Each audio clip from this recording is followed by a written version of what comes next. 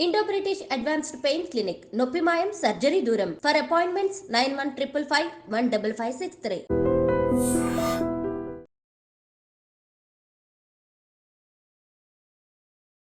నమస్కారం, welcome to I dream. ధర్మ మార్గం విత్ విజిత కార్యక్రమానికి స్వాగతం.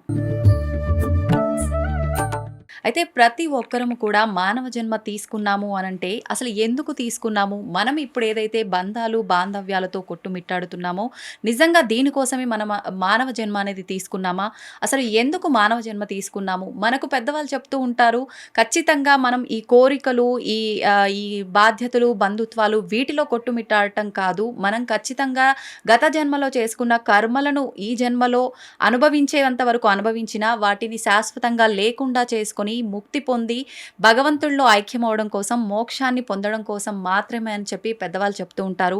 నిజంగా వీటన్నిటిలో ఎంతవరకు వాస్తవం అనేది ఉందో ఇప్పుడు ప్రభుజీతో మాట్లాడి తెలుసుకుందాం. ప్రస్తుతం మనతో పాటు ఉన్నారు ఇస్కాన్ టెంపుల్ నుంచి గౌరంగ దర్శన్ ప్రభుజీ గారు. ఇప్పుడు వారితో మాట్లాడి మరిన్ని విషయాలు తెలుసుకునే ప్రయత్నం చేద్దాం, మన సందేహాలన్నింటినీ కూడా నివృత్తి చేసుకునే ప్రయత్నం చేద్దాం. హరే కృష్ణ ప్రభుజీ. హరే కృష్ణ ప్రభుజీ, కృష్ణుడి గురించి మనం రకరకాలుగా మాట్లాడుకుంటూ ఉంటాం. అయితే ముఖ్యంగా చాలా మందిలో ఒక సందేహం, కృష్ణుడు ఆదర్శవాద వాస్తవికవాద అని చెప్పి. ఆదర్శవాది అంటే ఐడియల్స్ ఇలాగే ఉండాలి అని, కానీ అది ప్రాక్టికల్గా ఉంటుందా లేదా చాలాసార్లు మనం అర్థం చేసుకోలేం, ఆచరించలేం. కానీ కృష్ణుడు ఆదర్శాన్ని చూపించాడు, ఆచరించి కూడా చూపించాడు. కేవలం ఐడియలిస్టిక్గా టీచింగ్స్ ఇవ్వడమే కాదు, కృష్ణుడు రియలిస్టిక్గా వాటిని ఆచరణలో పెట్టి కూడా చూపించాడు. కృష్ణుడు చెప్పాడు భగవద్గీతలో 4వ అధ్యాయంలో గురువు మాట ఎలా వినాలి, గురువు దగ్గర నుంచి విద్యను ఎలా అభ్యసించాలి చెప్పాడు. తద్విద్ధి ప్రణిపాతేన పరిప్రశ్నేన సేవయ ఉపదీక్ష్యంతి తే జ్ఞానం జ్ఞానినః తత్వదర్శినః అన్నాడు. తద్విద్ధి ప్రణిపాతేన, మీరు గురువు దగ్గరికి వెళ్ళినప్పుడు ప్రణిపాత ఎంతో ఆదరణతో, ఎంతో భక్తితో, గౌరవంతో వారిని ఆశ్రయించాలి. పరిప్రశ్నేన, మంచి ప్రశ్నలు అడగాలి. సేవయ, కేవలం గౌరవంతో ప్రశ్నిస్తే సరిపోదు, ప్రశ్నలు అడిగి జ్ఞానాన్ని సముపార్జించిన తర్వాత సేవ కూడా చెయ్యాలి అని చెప్పాడు. చెప్పుకున్నాడా? తాను స్వయంగా ఆచరించి చూపించాడు శ్రీకృష్ణుడు. అంటే అన్నీ ఆయన తెలిసిన, అన్ని వేదాలు ఆయన నుంచే ఉద్భవించిన, అంత జ్ఞానం ఆయన నుంచే వస్తున్నా కూడా విద్యను అభ్యసించడం కోసం ఆయన అవంతిపురానికి వెళ్ళి అక్కడ సాందీపని యొక్క గురుకులంలో, ఆశ్రమంలో విద్యను అభ్యసించాడు. 64 రోజుల్లో 64 కళల్ని అభ్యసించాడు. బలరాముడు కూడా తనతో పాటు ఉన్నాడు, సుధాముడు కూడా తనతో పాటు ఉన్నాడు, కుచేలుడు. అలా ఫ్రెండ్స్ ఉన్నారు. అంటే గురువుని ఎలా సేవించాలి, కేవలం ప్రశ్నలు అడిగి విద్యని సముపార్జించడం మాత్రమే కాదు, సేవ కూడా చెయ్యాలి. గురుదక్షిణ కూడా ఇచ్చాడు.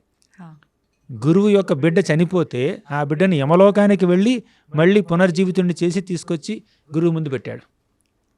అంటే తన యొక్క దైవత్వాన్ని గురువు సేవలో వినియోగించాడు. కృష్ణుడే కాదు, శ్రీరామచంద్రుడు కూడా తన గురువులైనటువంటి విశ్వామిత్రుణ్ణి, తర్వాత వశిష్ఠుణ్ణి చక్కగా వారు సేవించారు. ఎంతో ఒబీడియన్స్తో, సబ్మిసివ్నెస్తో సేవ చేశారనమాట. ఇలా భగవంతుడు కేవలం ఆదర్శాలు చెప్పడం మాత్రమే కాదు, ఆచరించి చూపించాడు. కాబట్టి ఆదర్శవాది, వాస్తవికవాది, రియలిస్టిక్, ఐడియలిస్టిక్ రెండు. అయితే ప్రభుజీ, గురువు గురించి ఇప్పుడు మీరు కొన్ని విషయాలు చెప్పారు. మనం కూడా నిత్య జీవితంలో మనం కరెక్ట్ మార్గంలో వెళ్ళాలి అని అంటే ప్రతి ఒక్కరికి గురువు ఆదేశాలు అనేవి ఉండాలా? ఒక గురువు కంపల్సరీ ఉండాల్సిందేనా?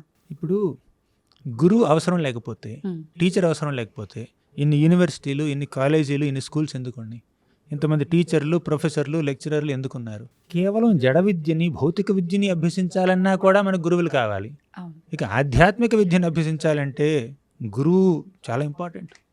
అసలు భగవంతుడే స్వయంగా గురువుని స్వీకరించి మనకు ఆచరించి చూపించాడు కదా.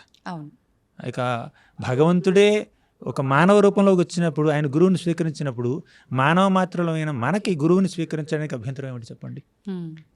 ఏ విద్యని అభ్యసించాలన్నా గురువు ఇంపార్టెంట్. అంటే గురువు అన్నీ చెప్పాల్సిన అవసరం లేదు. గురువు స్ఫూర్తినిస్తాడు, ప్రేరణనిస్తాడు. అంతేకాకుండా గురువు ఎక్కడైనా డౌట్లు ఇస్తే చెప్తారు. కానీ ఆ గురువు చెప్పినటువంటి ఆ బోధన అంతా మనం చక్కగా అవగాహన చేసుకోవాలి, అవగతం చేసుకోవాలి, కొంచెం రిఫ్లెక్ట్ చేయాలి. నిధిధ్యాసనం అంటారు దాన్ని. అంటే కేవలం చెప్పింది చెప్పినట్టు ఒక చిలుకలాగా మళ్ళీ ప్యారెట్ లైక్ రిపిటేషన్ కాకుండా మనం దాన్ని చక్కగా అర్థం చేసుకుని ఇంటర్నలైజ్ చేసుకుని అబ్జర్వ్ చేసుకుని సాక్షాత్కరించుకోవాలి, రియలైజ్ చేయాలి. అయితే ఇప్పుడు మనం ఆధ్యాత్మిక మార్గంలో వెళ్ళాలి అంటే ఖచ్చితంగా ఒక మంచి గురువుని ఏ విధంగా ఎంచుకోవాలి? మనం భగవద్గీత రూపంలో చాలామంది పెద్దవాళ్ళ మాటలు ప్రవచనాలు వింటూ ఉన్నాం. గురువు లేకుండా ఇలా వింటూ మనం ఆధ్యాత్మిక భావనలోకి ముందుకెళ్ళొచ్చా? గురువులు 2 రకాలండి. ఒకటి దీక్షా గురు, 2 శిక్షా గురు. దీక్షా గురు అంటే మనకి ఒక స్పిరిచువల్ నేమ్, ఒక అంటే దైవ సంబంధించిన ఒక దివ్యమైనటువంటి నామాన్ని ప్రసాదించి భగవంతుడి యొక్క నామాల్ని ఎలా జపించాలో ఒక మంత్రాన్ని మనకు ఉపదేశించి అలా మంత్ర దీక్షనిచ్చే గురువుని దీక్షా గురువు అంటారు. అంటే మంత్రాన్ని ఇస్తారు, మనకు ఒక ఇనిషియేటెడ్ నేమ్, స్పిరిచువల్ నేమ్ని ఇస్తారు, తర్వాత కొంచెం మార్గదర్శకత్వాన్ని స్ఫూర్తిని కలిగిస్తారు. అది దీక్షా గురువు. ఇక శిక్షా గురువు అంటే వాళ్ళు ఒకళ్ళు కాదు 100 మంది ఉండొచ్చు, 1000 మంది ఉండొచ్చు. శిక్షా గురువు అంటే వాళ్ళు మనకి స్ఫూర్తినిస్తారు. భక్తి మార్గంలో ఒక అంశాన్ని మనకి చక్కగా వివరించి చెప్తారు. జీవితకాలం మనతో ఉండకపోవచ్చు వాళ్ళు, అంటే ఈ భక్తిలో ఈ ఆస్పెక్ట్లో వాళ్ళు నాకు ఇన్స్పిరేషన్ ఇస్తారు. మనం వేరే ఒక అంశాన్ని, భక్తిలో ఒక అంశాన్ని నేర్చుకోవాలంటే అది ఇంకో శిక్షా గురువు నుంచి నేర్చుకోవచ్చు. అలా మనకి శిక్షా గురువులు 100 మంది ఉండొచ్చు, కానీ పెర్మనెంట్ గైడెన్స్ ఇచ్చేది, ముఖ్యంగా మంత్రదీక్షను ఇచ్చేది ఒకే ఒక గురువు ఉండాలి. అది దీక్షా గురు, శిక్షా గురు. శిక్షా గురు కెన్ బి ఇన్ఫైనైట్, దీక్షా గురు ఈజ్ 1, అలా అనమాట. అయితే ఇప్పుడు మంత్రం ద్వారా తీసుకొని ఎవరైతే మీరు మొదటగా చెప్పిన గురువు ఉన్నారో అలా తీసుకోవాలి అంటే ఈ గృహస్థు నియమాలన్నీ పాటిస్తూ ఉండే వాళ్ళు తీసుకునే అవకాశం ఉంటుందా? భక్తి కేవలం బ్రహ్మచారులకి సన్యాసులకి కాదు, గృహస్థులైనా చేయొచ్చు. బ్రాహ్మణులు, క్షత్రియులు, వైశ్యులు, శూద్రులు, బ్రహ్మచారులు, గృహస్థులు, వానప్రస్థులు, సన్యాసులు, వర్ణంతో నిమిత్తం లేదు భక్తికి, ఆశ్రమంతో నిమిత్తం లేదు భక్తికి. భక్తి మార్గాన్ని ఆచరించాలంటే ఏ వర్ణానికి చెందిన వాళ్ళైనా, ఏ ఆశ్రమానికి చెందిన వాళ్ళైనా, స్త్రీలైనా, పురుషులైనా, పిల్లలైనా, పెద్దవాళ్ళైనా ఎవరైనా ఆచరించవచ్చు. ఎవరైనా గురువు యొక్క ఆదేశాలను స్వీకరించి ఆ గురువు భక్తి మార్గాన్ని ఎలా బోధిస్తారో ఆయన యొక్క గైడెన్స్లో భక్తి మార్గాన్ని ఆచరించవచ్చు. గృహస్థులు కూడా చేయొచ్చు. అసలు చెప్పాలంటే మాలాంటి వాళ్ళు మైనారిటీ. మీరు ఎంతమంది రోడ్డు మీద నడుస్తుంటే ఎంతమంది ఇలా కాషాయ వస్త్రాల్లో గుండు చేసుకుని చూస్తారో చెప్పండి. సన్యాసులు, బ్రహ్మచారులు ఎప్పుడు మైనారిటీ ఈ ప్రపంచంలో. గృహస్థులే మెజారిటీ. మైనారిటీ అంటే 51-49 కాదు, అక్కడ 99-1 ఇంకా కాదు, 99.9.1 అనమాట. ఇప్పుడు పురాణాలు చూడండి, శ్రీమద్ భాగవతం చూడండి, నారద మహర్షి ఒక్కడే. మహాభక్తుల్లో, సన్యాసుల్లో నారద మహర్షి అనే ఒక పేరు చక్కగా మీకు ప్రస్తావన వస్తుంది చాలాసార్లు. ఇలా కొంతమంది ఉన్నారు, సన్యాసులు, మునులు ఉన్నారు కొంతమంది. కానీ గృహస్థులు ఎంతమంది ఉన్నారు? ధ్రువుడు, పరీక్షిత్ మహారాజు, యుధిష్ఠిరుడు, అర్జునుడు, పాండవులు, వీళ్ళంతా, తర్వాత అంబరీష్ మహారాజు, భరత్ మహారాజు, ఇలా వీళ్ళందరూ గృహస్థులే. కేవలం సామాన్య గృహస్థులు కాదు, వాళ్ళు రాజులు, చక్రవర్తులు, ఈ భూమండలం మొత్తాన్ని పరిపాలించినటువంటి మహాభక్తులు ఉన్నారు అక్కడ. అంటే భక్తి మార్గానికి సన్యాసం, బ్రహ్మచర్యం క్వాలిఫికేషన్ కాదు. బ్యాక్గ్రౌండ్ ఏదైనా కూడా భక్తి చేయొచ్చు.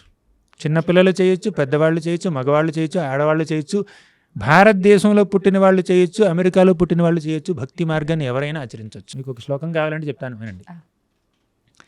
ప్రహ్లాదుడు చెప్పాడు ఈ శ్లోకం.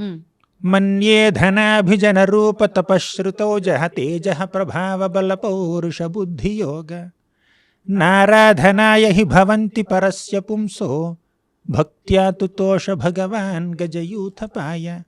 మన్యే, ప్రహ్లాదుడు ఎలా అంటున్నాడు, ధన, అభిజన, రూప, తప, శ్రుత, ఓజ, తేజ, ప్రభావ, బల, పౌరుష, బుద్ధి, యోగ.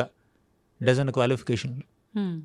ఇవేమీ క్వాలిఫికేషన్లు కాదు భక్తికి. అవి క్వాలిఫికేషన్స్ కాదు, డిస్క్వాలిఫికేషన్స్ కూడా కాదు. మీకు మహాధనం ఉంటే భగవంతుడు మీ మీద అనుగ్రహం చూపిస్తాడని గ్యారంటీ లేదండి. మీకు మహాధనం ఉంది, సంపద ఉంది కదా అని భగవంతుడు మీ మీద అనుగ్రహం చూపించడానికి కూడా లేదు.